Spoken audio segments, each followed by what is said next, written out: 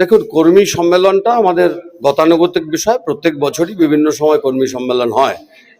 চাকদার রানাঘাট সাংগঠনিক জেলার নির্দেশে আমাদের চাকদা বিধানসভার সমস্ত ব্লকের সমস্ত অঞ্চলে এবং ওয়ার্ডের সমস্ত ওয়ার্ডে কর্মী সম্মেলন চলছে। আজকে আমাদের ষষ্ঠ কর্মী সম্মেলন ব্লকের চাঁদুরিয়া অঞ্চলে চলছে এবং প্রত্যেকটি কর্মী সম্মেলনে আমাদের রানাঘাট সাংগঠনিক জেলার চেয়ারম্যান, বাম বিরোধী আন্দোলনের পুরোধা সম্মানীয় শঙ্কর সিংহ তিনি উপস্থিত থাকছেন, আমাদের দিক নির্দেশ দিচ্ছেন, উপদেশ দিচ্ছেন যে আগামী দিনে আমাদের কিভাবে চলতে হবে এবং ঐক্যবদ্ধ কর্মীদের যে ঐক্যবদ্ধতা সেদিকে দৃষ্টি দিয়ে তিনি এই কর্মী সম্মেলন করছেন এবং ব্যাপক সারা প্রত্যেকটা কর্মী অঞ্চলে ব্যাপকভাবে মানুষ আমাদের উপস্থিত থাকছেন, এটা আমরা বুঝতে পারছি।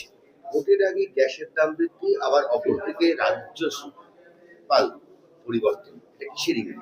দেখুন, গ্যাসের দাম বৃদ্ধি এটা আমাদের মেনে নিতে হবে, কারণ ভারতবর্ষের যে সরকার এসছে তারা সাধারণ মানুষের কথা ভাবেন বলে আমার মনে হয় না। প্রত্যেকবারই আপনি দেখুন, যারা গ্যাসের আন্দোলন এক সময় করেছিল তখন 450 টাকা গ্যাসের দাম, যখন তিনি প্রধানমন্ত্রীর আসনে বসেছেন, আজকে 1050 এবং 60 টাকা আরও গ্যাসের দাম বাড়িয়ে দেওয়া হয়েছে।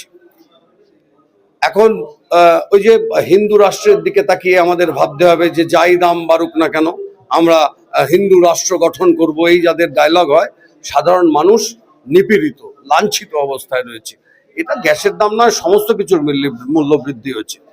কিসের ইঙ্গিত আমরা বলতে পারবো না, সেটা ভারতীয় জনতা পার্টির কাছে প্রশ্ন করলে আপনারা বুঝতে পারবেন। আর রাজ্যপাল পরিবর্তন, মমতা বন্দ্যোপাধ্যায় তার স্টেটমেন্ট দিয়েছেন, মুখ্যমন্ত্রীর সাথে কোনো আলোচনা না করে ভারতবর্ষের যে একটা ব্যবস্থা, গণতান্ত্রিক ব্যবস্থা, সেই ব্যবস্থাকে ন্যাসসাত করে দেওয়া হচ্ছে। রাজ্যপালকে তুলে নিয়ে যাওয়া হলো, অথচ রাজ্য সে খবর জানে না। এরকম অবস্থা আগে ভারতবর্ষে কখনো হয়েছে আমরা জানি না।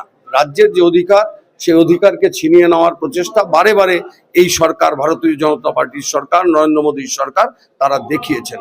তারা এই সংবিধানকে ভেঙে ফেলতে চান, এটা আমরা বুঝতে পারছি।